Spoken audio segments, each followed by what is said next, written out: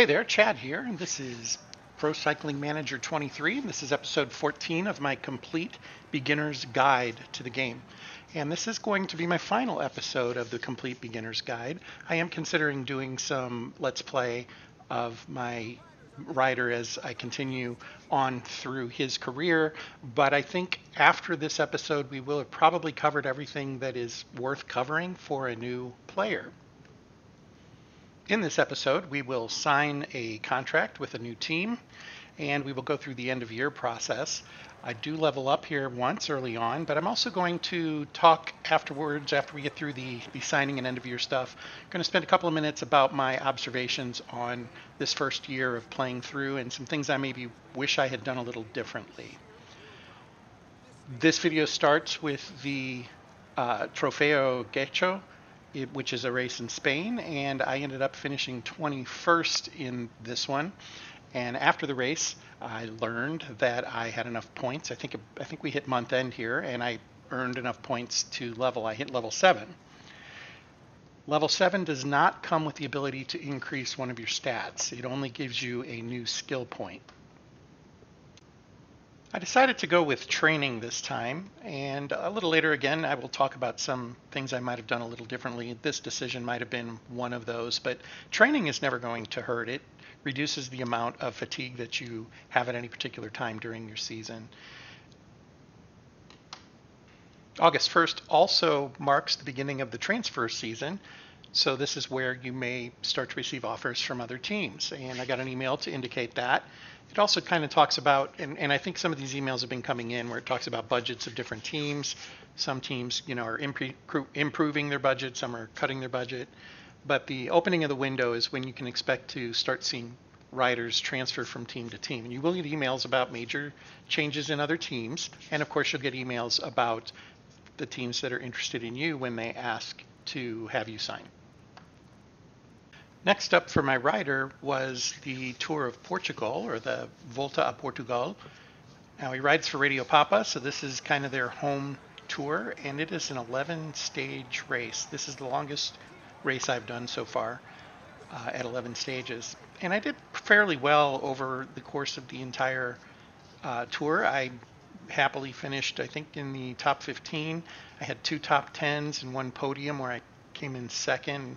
We'll cover a couple of those results. This was stage 2 where I had a decent finish at about 18th. And what I did start to notice is most of my finishes kind of started to congregate around that 14 to 17 spot. I had a couple of 21s in some of these races that are coming up before the end of the year, but it seemed that I was starting to become a solid top 20 candidate for the .2 races, which are the lower quality races. I do want to call this out real quick. In the previous episode, I had dropped in a rest period for my rider, and I wanted to show the effects of that. As you can see, I was starting to trend in the wrong direction for my fitness and preparation as tiredness went up, and these rest periods helped tremendously, particularly the second one that put me below 50% on the scale there. You can see my fitness and preparation start to increase again at a very nice rate. And stage 4 on this tour looked more like my kind of race. It had a nice climb in the middle, and then it had that staggered increments close to the end. It wasn't finishing exactly on a climb, but it had some pretty good ones leading right up to it. And I did do fairly well here. I ended up with a top 10. I had a horrible stage 1, which was the individual time trial. It is one that is extremely short. I think it's listed at under 1K. And I was picked to finish in the top 10, and I ended up like 87th. But over the next 3 stages, I've slowly climbed up the leaderboard here, and I'm now in a comfortable position, both in the young riders and overall. Stage 5 was another stage where I wanted to do really well based on its profile. 2 great climbs, including a great climb at the end there. And I can't complain too much. I did finish 11th in this one, just outside of the top 10. But what happens here is we start to put some time on a lot of the riders. So this moves me up in the standings quite a bit. And I also gained time. Now I'm still down 2 minutes, a little over, to the leader. But instead of being bunched together with a lot of other riders, I've really put myself in a good position here for the remainder of the tour. Stage 6 is a fairly flat stage, and it is a reminder for me that I need to start working on my flats speed and my sprint speed. I really started to recognize the pattern here. If we ended on a climb, I tend to do pretty well. I finish in the top 10, or at least I'm pushing for it in every one of these races. And when we end on a flat, I'm in really good position, and then I just get blown away at the line and end up in 17th or 18th pretty regularly. So that is something I try to address as I move forward when I level up. I'm starting to look more towards sprinting and flat type abilities that are going to improve. And after stage 7, which went reasonably well, I started to get some mail, including an offer from Radio Papa, my current team. They're offering me a spot on the 2024 team. There's a lot of other mail in here. You'll notice a couple of people extending their contracts. Israel Premier Tech is to be strengthened. And then there's my offer there. Now here's something you really do need to pay attention to, and that is that offers don't last forever. They only are good for about 2 weeks. And if you're in a position where you're doing a lot of, in fact, this one's only, 9 days. If you're in a position where you're doing, I'm sorry, that's 10 days. If you're in a position where you're doing a lot of fast forwarding, you don't have any tours coming up and your mail is kind of sitting there and you're not paying attention, you can blow completely through the window. There's no reminder that you have got an offer out there waiting. So do keep that in mind. Now in this case, I chose to hold off. I am in the middle of a tour, so the calendar stops every day, and I'll have that reminder to look at my mail, and I won't allow that to blow through. And I'm waiting for an offer from Beat or maybe another team that has decided to throw out a wild card bid for me. And despite being an uphill, stage 8 ends with another 17th place finish. There was a nice long flat spot before it and was not a huge climb, so I think that might have been part of the reason I ended up where I did. I did earn a few points of experience for being the best climber on the day and holding on to that shirt for the time being, but we still have a couple of stages to go. And stage 9, I finally get a really nice finish. I don't know what's with the lens flare there. That happens every once in a while. I've had an entire race go by where that seems to be what's happening.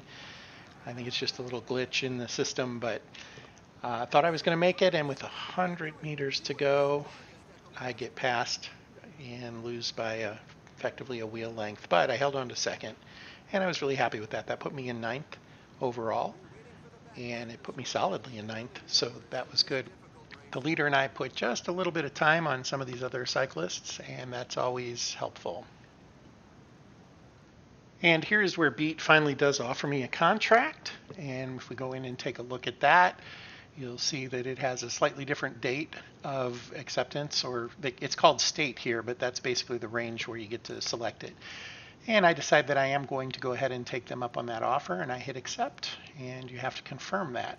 Now doing that, you'll notice the Radio Papa offer is now gone. It refuses it for me. I didn't have to do that manually. And I, next season, will be a rider for Beat Cycling.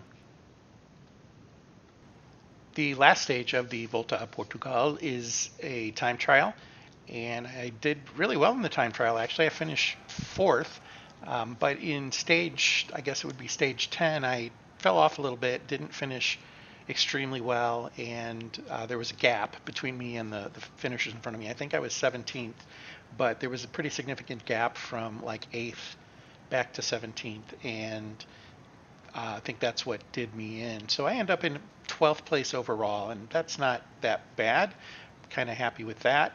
Did end up 6th in Young Riders and 2nd in the mountains. The team ended up 9th overall, and I think that kind of held steady for most of the tour. We didn't really seem to be able to get any traction to move the entire team up there or not. At this point, though, that is the end of the tour, and I earned a few points. Not nearly as many as you might have thought. For a 12th place finish, they wanted me in the top 5, so I didn't get a whole lot of points there. And even with the 2nd place in the mountains, I only was able to squeeze out a handful of points. So let's talk about the end of the year. Basically, from October 31st until the end of the year, I don't believe there are any races, certainly not many to speak of. There could be some national championships that happen, but in general, there aren't a whole lot of races. So that time flies by, and it does not give you experience at the end of each of those months. I don't think I got it in October or November or December. So that's something to remember. I think I might have said you do get experience those months, but I don't think that's correct. Once you get to the beginning of the year and you've switched teams, there's really no pomp and circumstance over it. It basically just gives you your beginning of year options. You can set your schedule, you can pick some teammates for riding with you, but you probably don't know a lot about your teammates, and that is one of the points I want to cover in observations here in a moment. You also get asked, just like you did in the first season, how prepared are you for this season? And at that point, I think you need to make some decisions on how you intend to attack the next season as it comes along. You also will want to go into training and set up your training schedule and get your weeklies in as well and what you want to focus on for each week. And I go ahead and I try to schedule it out several weeks so that I don't forget, and then I check on it roughly once a month or so, or if I notice that I missed it, which you never want to do that. You don't want to miss out on training. The new season will start with the 3 Cyanide Cup races, and you participate in all 3 of those. I believe it's mandatory. And it gives you a little bit of chance to learn a little bit about your teammates before the main season gets going. So let's talk about a few observations that I have or things I would have done a little differently. First of all, in the skills section, I think that going ahead and filling in the setting that allows you, I think it's a tentativeness, it gives you the experience point bumps. I think that's worth it. That's 15 points a month extra that you're getting after you've filled that all the way out. The thing to consider about that is your experience levels go up every 300 points, basically, once it kind of balances out. And that's the way it looks to go after you get to level 5 or 6. It'll be 300 points between each one. So that 15 points a month is 5% of a level. So once every month, you're getting an extra 5% towards your next level. That might be something to consider if you're thinking there may be other things you want to focus on, because just 5%, I mean, it would take 20 months, almost 2 full years. Actually, it would be 2 full years to gain an extra level based on those extra experience points. But if you can put it into something that makes you perform better, that might be more helpful. I personally like the sneak setting that allows me to move up through the peloton pretty easily. And I don't think you can go wrong with the fitness and training settings. But a couple that I started thinking maybe would make a little more sense. Those are the networking, which I do end up selecting as my next level. That's what I will do next time I have the ability to spend a point. That networking gives me the opportunity to work with up to 2 different teams during the period where they're kind of evaluating. It opens 2 dossiers where I can talk to their teams and improve my stature with them to maybe get an offer. You can also stack those. If I have 2 of them, I can put them in the same team if there's a team I absolutely want to go to, and that might be helpful as well. Some other settings that might be worth looking at that I don't focus on, but I'm starting to reconsider, and that is the ones that give me better understanding of what the other racers are like. And the reason I say that is I'm finding it in my second season difficult to learn about my own team. I've ridden in several classics with them, and we'll come back to that in a moment. But the overall experience levels that I'm seeing, or not experience levels, but the amount of information I'm getting on the riders is progressing extremely slowly. I'm all the way up to, I think, July now in my current season, and I only know the stats of one other rider. I don't know anything about somewhere between a third and half of the team, and the rest of them I just have the pie wedges to kind of guess where they stand in various areas. That makes it extremely difficult to pick teammates to set up a sprint train or to try to help you through the mountains, things like that. And if I knew more about my teammates, that would be helpful. One of those settings in skills is to help learn more about your teammates. There's also one that allows you to learn more about racers that you race against, and there's another one that gives you kind of a better general understanding through, reviewing results. But here's a very significant thing that I might have done differently. When I was courting teams to decide where I was going to go. I had pointed out a few times that I was looking for teams that didn't have climbers. My thinking at the time was they don't have climbers, I'll be the only climber, so any race that we enter where there's climbing, that's going to be me. I'm going to get a lot of activity. And I think that's a reasonable way to look at it. What I didn't consider is the team doesn't tend to pick races that have climbs because I'm the only climber on the team. So unless I spend my own points to say, hey, I want to go and do this particular race, I'm not getting races that have a lot of climbs. I'm getting a whole lot of classics, not a whole lot of stage races, and I'm getting a whole lot of flat and northern classics where there's cobblestones because a couple of the team members I have are strong there. I'm finding that because of that, I'm not finishing strong and I'm not gaining experience quite as quickly, so I'm often having to go ahead and do what the team is directing me to do, and I think that's a reasonable, approach. But when I'm getting 9 points for, leading out the pack for 40 kilometers versus getting, 25 points for finishing first in a race, that's a significant drop off in my productivity for making my next level. I've gone ahead and bitten the bullet, and I'm continuing to try to do what the team asks as much as I can to earn those points. And then when I have races that do tend to have climbs where I think I can be a little punchy and maybe make a difference, that's when I'm kind of doing my own thing and making some determinations on what to do. I also haven't been considered a leader on the team yet. Part of that may be because of my stats. I don't match their profile.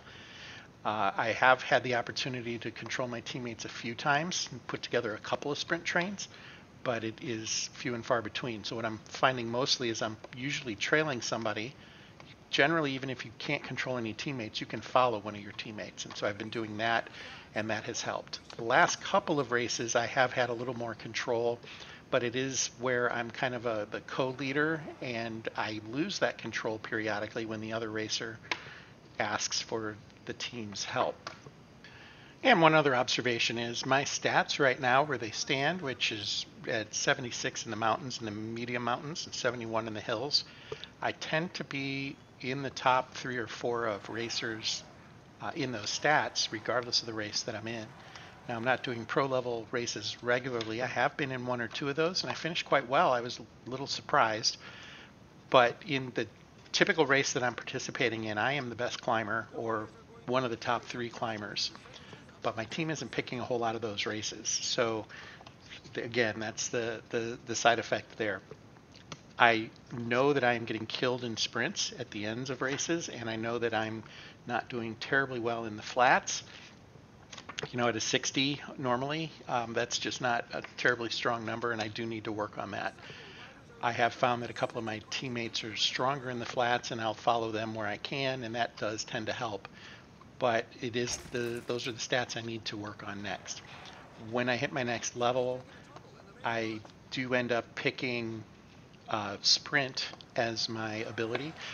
The level gain I had at the beginning of the season that didn't have the stat adjustment probably wouldn't have worked out anyway if I had a stat adjustment, because I did not have enough time in training for sprint and Bordar at that point to be able to affect those. The only one I would have been able to pick is climb. So that's something to pay attention to, and that is an interesting phenomenon of the way they have the training working in this particular iteration of the series. So to summarize those things that I would do a little differently, I would select different skills at different times probably, or at least I would consider them more thoroughly before I just go straight to the experience point gains. I would be a little more mindful of what the team might have in mind for its schedule next year, so I am competing in races that I can compete in and that I can do well in. And I would consider taking some skills that allow me to learn more about my teammates more quickly. And from an overall build perspective, I would probably be a little more mindful of what I might need to do at the end of races with sprints and just in general on flats. Beyond that, I feel like this has been a pretty good series for me. From a riding perspective, I know it started out really rough. First few episodes, I was complaining that I wasn't getting anywhere. Then all of a sudden, I shifted gears and I won a couple of stages and just seemed to be doing really, really well.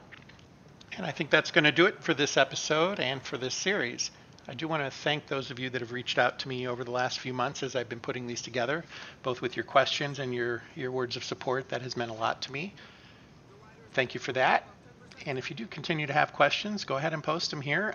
I might put on a follow-up video here or there, but I think this will be the end of the general content for this particular one. I do hope to see you in other games and other series that I put together. Thank you for watching as always, and until next time, fair travels.